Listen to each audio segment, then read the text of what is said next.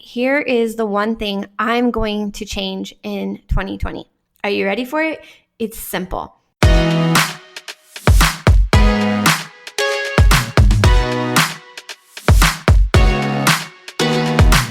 You're listening to the Brave Babe podcast. I hope you're ready to be totally inspired to be brave and radically empowered to drop your excuses, pick up your worth, and start creating a life you truly love.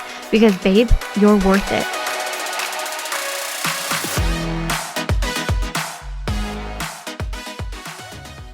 Hey babes, welcome to episode 7. Did you guys catch that special episode we did? I had my good friend Katie over. We talked about all the things and did a special episode for you.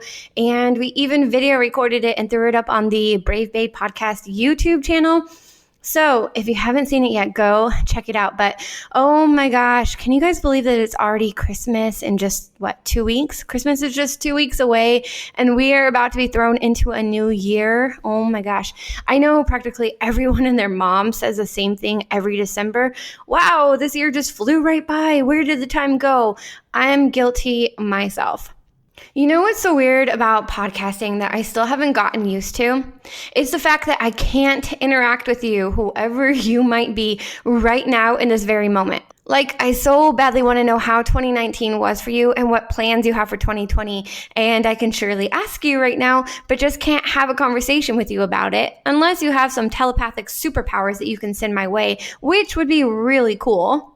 I know it's a totally cliche topic, but let's face it, we just can't help reflecting on our past and giving special attention to our future this time of year, right? Can I ask an itsy bitsy favor of you though, before I continue just talking to myself here? Will you please make it a point to set aside just 5 minutes after you listen to this episode, or even 5 minutes later tonight once your house is quiet and you have some time to collect your thoughts, and just send me a quick message. I really, truly want to connect with you and know who you are, how this year has been for you, and what your goals are for next year. I'm about to reciprocate this in just a minute and share with you my answers to those very same questions. So this isn't a one-way street, but beware, I'm a straight shooter, no fluff kind of gal, and that's what I'm hoping for in return from you. If you've listened to any previous episodes of this podcast, and you already know that I'm a firm believer in forming deep, meaningful connections with other women, which definitely requires bravery and vulnerability to get past all the superficial formalities to go from the typical, how are you? Oh, I'm doing good. How about you? To, girl, tell me what's been going on in your life. Okay, grab a cup because I'm about to spill the tea. But we're all brave babes here, right? So let's be real with each other. I don't want to just sit here and talk into a mic week after week. I genuinely want to connect with you. So please send me a quick message, or heck, make it a long message if you want. I'm totally here for that too. You can email me at bravebabetribe@gmail.com, or send me a message on the Brave Babe Tribe Facebook page, or my personal Facebook page at Jelena Dawn Borders. And you spell my first name Jalena, last name Borders Borders, or Instagram at Jelena Dawn, or the Brave Babe Podcast YouTube channel, or heck, send me a text message. Grab a pen, sister, because I'm about to give you my number. I actually got this idea from Ed Milet, who gave out his phone number to his thousands and thousands and thousands of mentees last week, encouraging them to text him. I thought it was seriously so incredible and also really brave, because with an audience as ginormous as his, oh my gosh, I can only imagine just how flooded his phone must be. But Ed genuinely cares about people, and he's so passionate about helping others that he takes time to really connect with his audience and with his people. And if you're wondering who the heck Ed Milet is, babe, climb out from the rock that you've been living under and go look him up. Seriously, get off of this podcast right now and go binge watch his YouTube videos and binge listen to his podcast, which I will be a guest on one day. Mark my words. Ed does not know this yet. He has no clue that he's going to invite me to be a guest on his podcast, but I'm manifesting it because that man inspires and motivates like no other. I actually have a list on my whiteboard of all the people who mentor me every single day while actually having no idea that I even exist. And Ed is definitely on that list, along with Rachel Hollis, Trent Shelton, Okay, actually, Trent does know I exist because I met him at an event earlier this year, which was super, super cool. But he doesn't know me. So I have a bunch of people on this list. They all mentor me. They don't know I exist, but one day I will earn my spot at the table with all of my mentors. Okay, anyways, are you ready for my digits? And just FYI, I do not answer calls from numbers I don't know. Like, I hardly ever answer my phone when it rings. So if you call, I won't answer. But if you text me at, ready, 480-321-6091, I will 100% respond.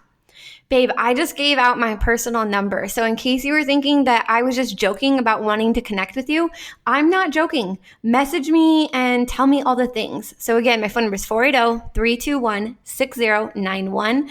My email is bravebabetribe@gmail.com, or you can find me on social at Jelena Dawn or Jelena Dawn Borders.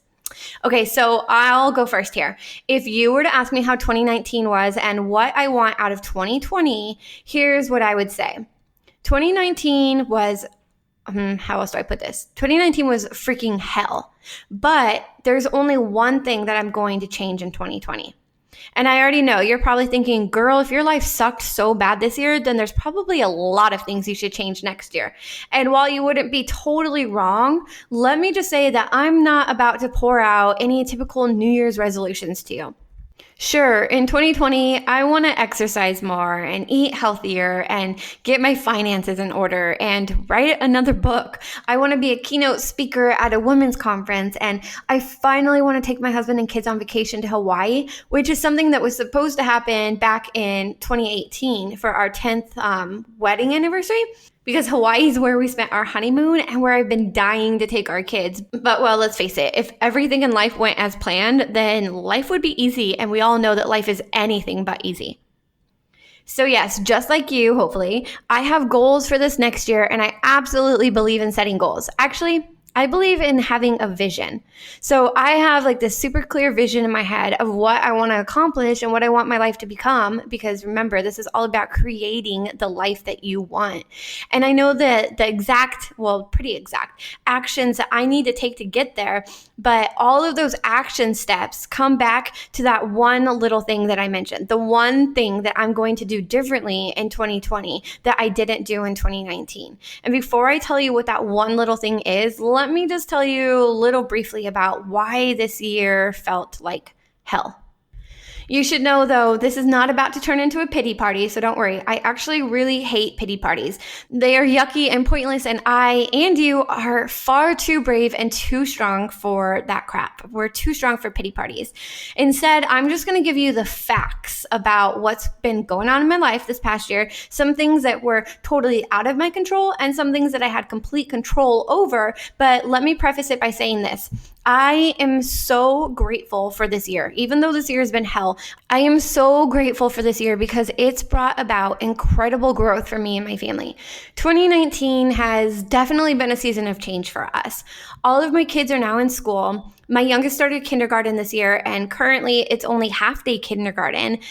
So he goes in the afternoon session, but after New Year's, when he goes back to school from winter break, he will be in full-day kindergarten. That's how they start the day half-day kindergarten, and then the last half of the school year, they go full-day kindergarten, so that way it's an easier transition next year to first grade. So after Christmas break, he'll start full day, which means I get to go from having 4 hours alone each day to having about 7 hours alone each day. Cool, right? I'm honestly looking forward to the time, but any of you other mamas out there can probably relate to just how tough it is to watch your baby grow up and not need you as much anymore. I've been a full-time stay-home mom for the past 6 years now, and it's been my identity. So once my little dude is in school all day with his big sisters and big brother come 2020, I have to figure out what my new identity for those 7 hours a day is going to be. And it's really exciting, but also a little bit scary at the same time. Any of you stay-at-home moms out there, seriously, message me and tell me, what did you do when your kids were all school age and in school, and you went from being having a little sidekick with you 24/7 to not having your sidekick with you? Tell me, what did you do? How did you handle that? Give me all of your tips and tricks. All right, so 2019 has been a whirlwind of emotions for my family. For those of you who know us personally, you already know about our lawsuit. But for those who don't, here's the shortened version of our lawsuit. After we adopted our 3 youngest kiddos through foster care, we wanted to just settle down into a home that they could grow up in, a place that had lots of room for them to run and explore and play and feel safe. So we looked and we looked and looked, and we finally found our dream home, and it was a cute little house on an acre of land. If you follow our family YouTube channel called The Borders Bunch, you can kind of get a little glimpse into that. So we're on this little acre, still within the city, but in a quiet little neighborhood. We have like a little farm. We got all the little animals. And so we moved in, and it seemed like it was going to be the perfect place for us, especially for our kids, except there was one major problem with the house that we did not know about when we bought it, and that problem was water. I want to keep this short, but I need to give you the background. So the previous owners that sold us this house didn't have any water to the property. And so in order to hurry up and sell it, they installed a new main water line to the house, which sounds great, right? Like getting a brand new house and a brand new water line, except it was crap. Here's the thing.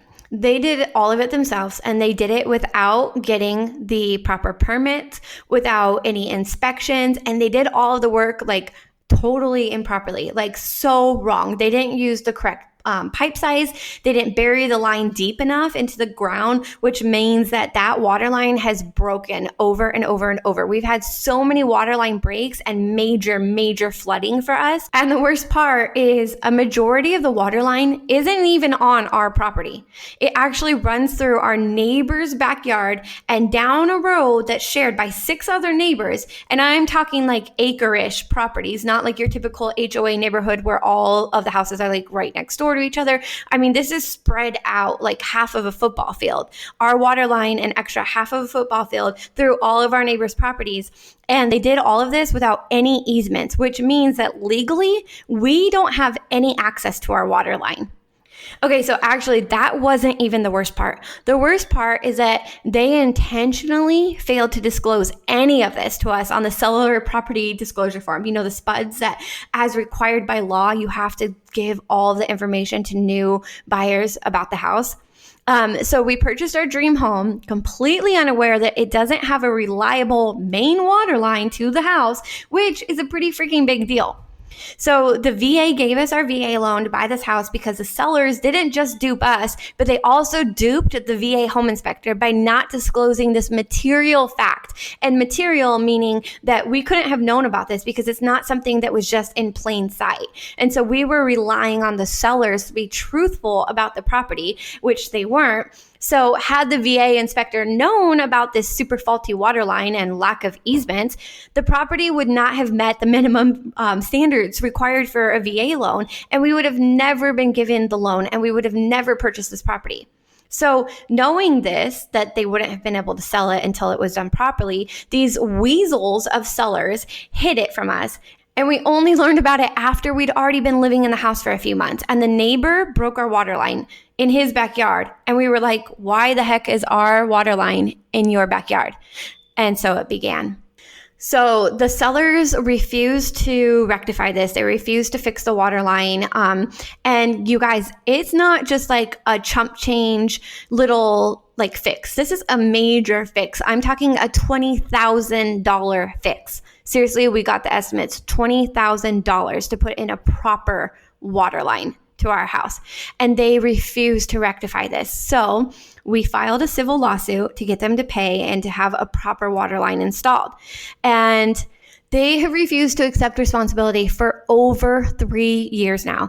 And just this last April, we finally had trial. It lasted 4 days long, and then the jury unanimously voted in our favor and found the defendants guilty of fraud, consumer fraud, and breach of contract. And get this, you guys, the jury recognized that what they did, what the defendants did, was so messed up, and they had no remorse whatsoever, that in addition to the compensatory damages, The jury even tacked on several grand in punitive damages that the jury awarded to us.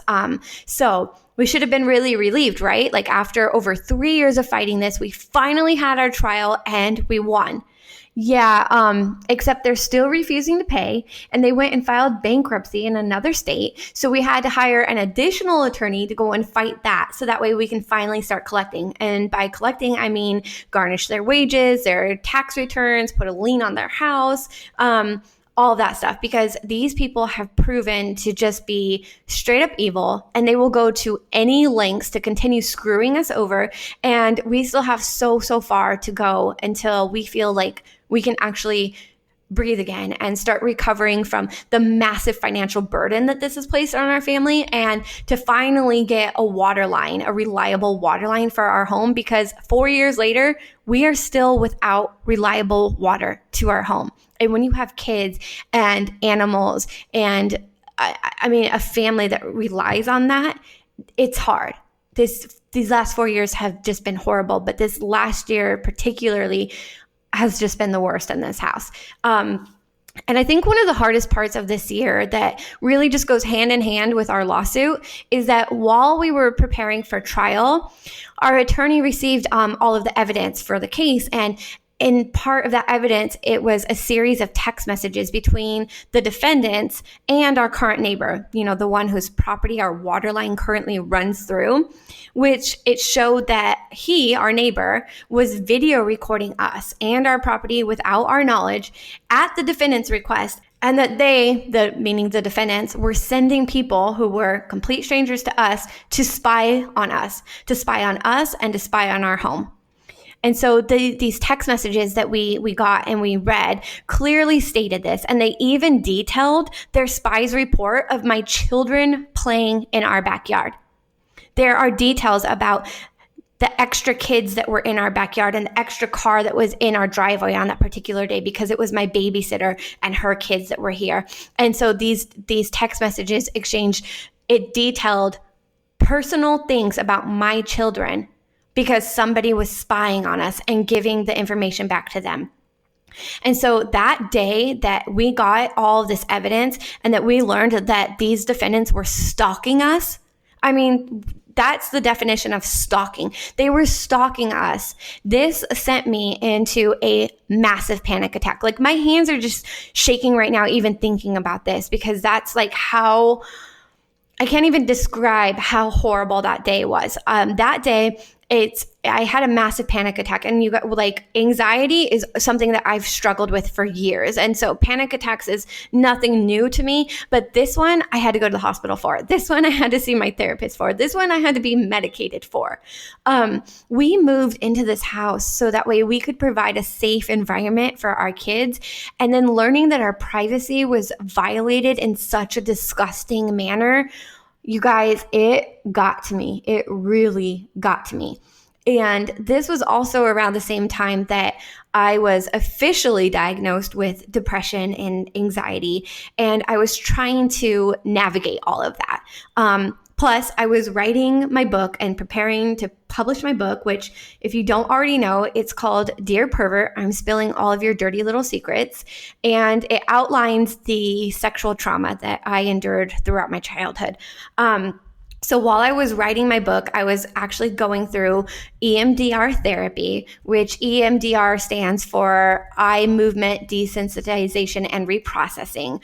So EMDR is an interactive psychotherapy for trauma and PTSD. So this year, 2019, it was the first year that I really allowed myself to share my truth with my family, because all of these details that I started pouring out into my book, and ironically to the world and to my family and to my therapist, this was the first time that I had done that. Up until this year, only my husband was the only one to know details, but even not all of the details. So this was the first year that I was really processing my trauma and allowing myself to go through it and to feel it and to try to heal from it at a deeper level than how I had felt healed before. And so everything that I had kept, pent up for the last 20 plus years, it all just came flooding out at once in the middle of the chaos of our trial. So in short, this whole year has just pretty much been like one giant mental breakdown. I mean, panic attack after panic attack. And there was a range of days throughout the year when I felt really, really strong and really healthy. And then there was a bunch of days also sprinkled in there when I could barely even get myself out of bed just to take the kids to and from school. And so this year has taken a lot out of me. But it's also given me so much. And I don't share any of this to be like pity party, poor Jelena. Like I share this because that's the year that my family had. That's the year I had. And it was crap. It was a crappy year. A lot of that was out of my control. Some of it was in my control. And I know that I didn't necessarily do a great job at dealing with the things that were in my control. But this year, when I look back at it, this year it's done a few things. It's made my marriage stronger because Brent and I really had to lean on each other and support each other in ways that we'd never been forced to do in the past. And it made me appreciate the good people that I'm blessed to have in my life. This world is filled with so much evil and so many evil people that it really feels like when everything is crashing down at you all at once, it's easy to lose faith in people, But dang it, we are so blessed to have such amazing friends and family in our life who've really supported us in so many ways this year. And this year's also helped me realize just how much more I want for my kids and for my family. And most importantly, it's really deepened my relationship with Christ, because when we're at our lowest point, which I had my lowest points so many times this year, when we're at our lowest point, that is when we really turn to God, right? And it's unfortunate that we do that in our lowest points. We should be doing that in our highest points too. But when we're at our lowest points, we tend to really turn to him the most. And through it all, he has never once left my side. And so now, even on my good days, I can feel his spirit with me. And so this year, it's felt like a curse, but also a blessing. And the one thing that I know is for sure is that God has been using this season of life to work in me and to work through me in new ways. And because of that, I can continue being a brave babe who pushes through, even when I still have really, really bad days mixed in there. So maybe you've had a great year and you can't relate to my crappy year. And babe, I hope for your sake that is the case. But more likely, you've had a yucky year too. Maybe you experienced a death in your family, or you had a loved one that walked away from you, or you lost your job. Maybe you received like the horrible news that a friend's child has been diagnosed with cancer, or a slew of other things that have been out of your control. Or maybe, like me, you've let things that were in your control slip from your control, like your diet and your exercise and your goal setting, and well, you get the point. So we obviously want 2020 to be much better, right? We want to take back control. We want to make better decisions. We want to smash our goals. We want to keep the negativity out and prevent the mess from even entering our lives, right? I wish it were that easy. I wish we could control the outcome of this next year. Truth is, though, life is, and it always will be messy, and we can't always control it. But what we can control is how we let it affect us. We can let the crappy times hold us back, or we can choose to learn and to grow. And so I'm choosing the latter, and here is the one thing I'm going to change in 2020. Are you ready for it?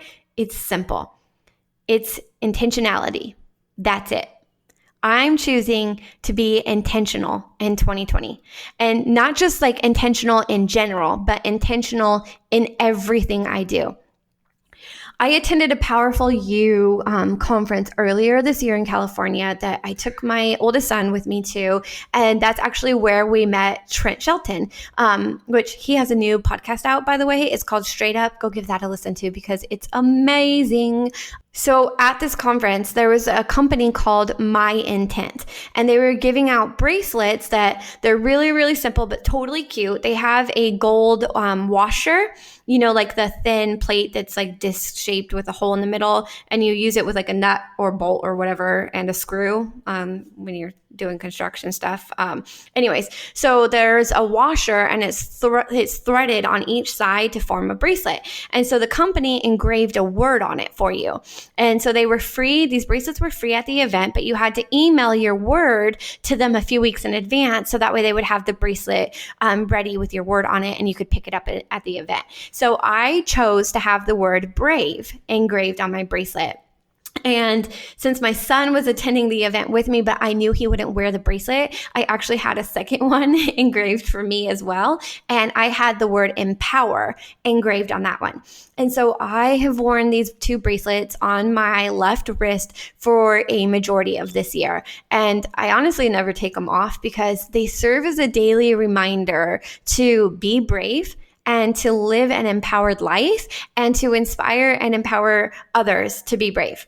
And so I wear these things all the time and I love them. So I wear these things all the time. And I'm going to go visit myintent.org. That's their website, myintent.org. Probably as soon as I'm done recording this episode. And I'm going to order another bracelet for 2020. And the word that I'm going to have on my new bracelet is intentional. Because dang it, I'm going to be intentional with 2020. So I will have on my bracelets, I will have brave, empowered, and intentional. So this new year, I am going to be intentional about the things that I say, intentional about the things I do, intentional about the things I read, the people I listen to, intentional about the media I consume, about the people I allow into my life, intentional about the decisions I make, the actions I take, the way I treat my body, the way I love myself and care for myself, intentional about my parenting, intentional about my marriage, intentional about all the things. Intention simply means doing something on purpose, or doing something deliberately. So I'm making the choice to live each day intentionally. And yeah, that might sound like it's a lot of work, but really all it means is identifying what's important to me and what's not important to me. And then purposely cultivating more of what I value and deliberately saying no to the things or people, let's be real, I don't value. Intentionality is a mindset. It's a focus. It's an action. It's a way of being. Having this intentional mindset will help me to slow down and to step out of my autopilot mode. So that way I can become more aware of what I value in life and how to live accordingly. Intentionality means shifting my focus from everything to just the important things. Because really, let's face it, how often do we, as women, as moms, as wives, as whatever we are to all the people that we are for, how often do we focus on everything? Because we feel we have to focus on everything instead of the important things. Can you imagine what your life would be like and how simpler it would be and how easier it would be if you were intentional about the important things instead of everything? Intentionality means simplifying all of the things that I don't need or I don't want in my life so that way I can cultivate more of what I do need and what I do want in my life. Intentionality also means more joy and more fulfillment and less stress because we're not focusing on everything. We're focusing and cueing in on what's important to us, what matters the most to us. Being intentional might sound complicated or sound like a lot of extra work, but it's actually the opposite. Choosing to be intentional means choosing less instead of more. Less things on my plate, less to focus my energy and attention on. And in this case, babes, less is more. If we all were to just take the time to evaluate our life, our day, our routine, and say, this is what I want to be intentional on. And everything else can just fall to the wayside. Everything else is not important. Everything else can wait. And we were intentional from the moment we woke up, intentional about spending time to ourselves before our kids wake up and before we get them ready for school and we start our busy day. Intentional about taking that time to pour ourselves a cup of coffee or tea, read our Bible, do our daily devotional, and then go on with our day. If we were intentional about the way we spoke to our children, intentional about being more patient with our children, If we were intentional about our housework, intentional about not just leaving our laundry in the dryer, but actually folding it and hanging it and putting it away when it was done. So that way later when we realize, crap, I have to switch over laundry and all this stuff is sitting in there wrinkled, which is something I'm so guilty of doing. If we were just intentional about it, how much easier would laundry be? I know that sounds like a ridiculous example, but it's true. How many times do you go and you get so frustrated at yourself because your clothes are all wrinkly in the dryer because you were not intentional about putting it away when the buzzer went off? If we were intentional about the media that we consumed and we stopped following all these people, all these accounts that make us feel bad about ourselves because we sit here and compare our lives to their highlight reels. If we were intentional about the shows that we watched and the music that we listened to, which these are little things, you guys, but they add up and contribute to how we feel. If we were intentional about our work, if we were intentional and the time that we spend on our work, we spent actually focusing on being productive, we were intentional about getting things done, how much quicker could we get our stuff done? How much more productive could we be if we were intentional instead of sitting down at my laptop to try to come up with a podcast episode and getting distracted by social media and getting distracted by my phone and this and that? If I were to just say, okay, here is my 30 minutes and I was intentional, guys, that could save so much time of my day.